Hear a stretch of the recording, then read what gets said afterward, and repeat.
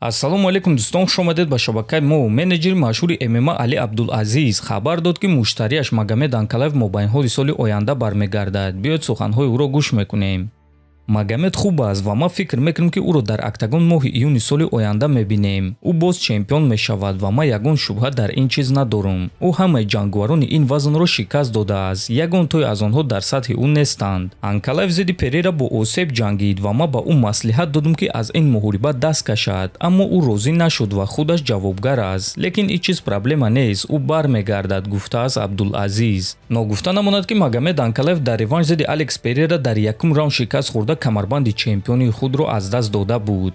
Пул ҳиҷомат дар шаҳри Москва. Ширкати шифофармо ба шумо пешниҳод мекунанд ҳамчунин дороҳои гиёҳӣ барои қадро баланд кардан, барои мӯи сар вариш баровардан, барои фарбе ё хароб шудан, барои меъда, гурда, писариазм ва витилигоро низ пешниҳод менамоянд. боварӣ надоред? худи ҳозир ба номерҳои дар рӯи экран буда занг занед. Шифофармо дар хизмати шумо. Инак дӯстон, чанд дақиқа пеш иштирокчиёни турнири ASI 197 муҳорибаи рӯбарӯ гузарониданд. хотиррасон мекунем ки дар ин турнир бояд ки 5 ҷангвари тоҷик баромад мекарданд, аммо мутаассифона рақиби Осимхон вазни даркориро карда натавонист ва муҳорибаи онҳо барҳам хӯрд. боқимонда ҷангварони тоҷик ва рақибони онҳо вазни даркориро карданд ва биёед муҳорибаи рӯбарӯи онҳоро тамошо мекунем.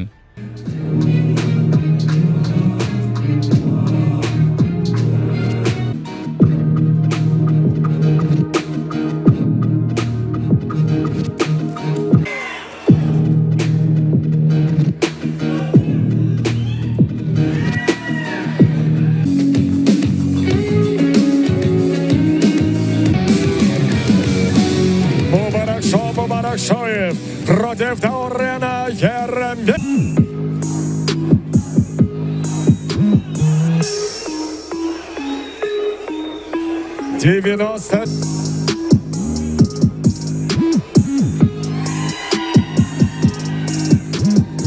Одилова. хотиррасон мекунем ки турнир аллакай пагоҳ, яъне бегоҳӣ 5 декабр баргузор мегардад ва аз соати 16:30 ба вақти Москва ва 18:30 ба вақти Душанбе оғоз мегардад. рақиби дар пеш истодаи Мухаммад Наимов Майрон Сантос оиди Наимов ва оиди муҳориба зидди ӯ фикрҳои худро баён кард.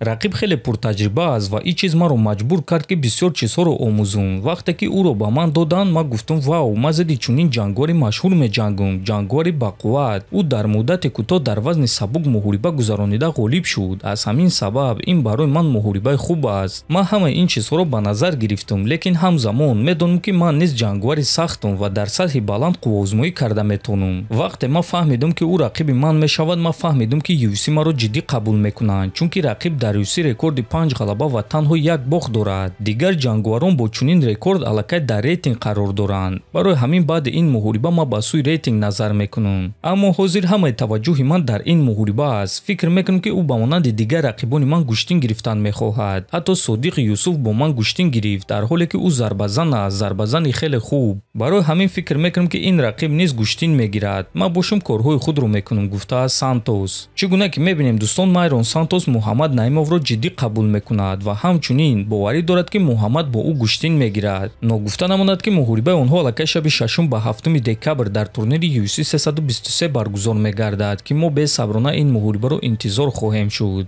дар ҳамин ҷо дӯстон, навори мо ба анҷом мерасад. фикру ақидаҳоятонро нависед, ҳатман дар YouTube канали мо обуна шавед. то боздид, хонободу сарбаланд бошед.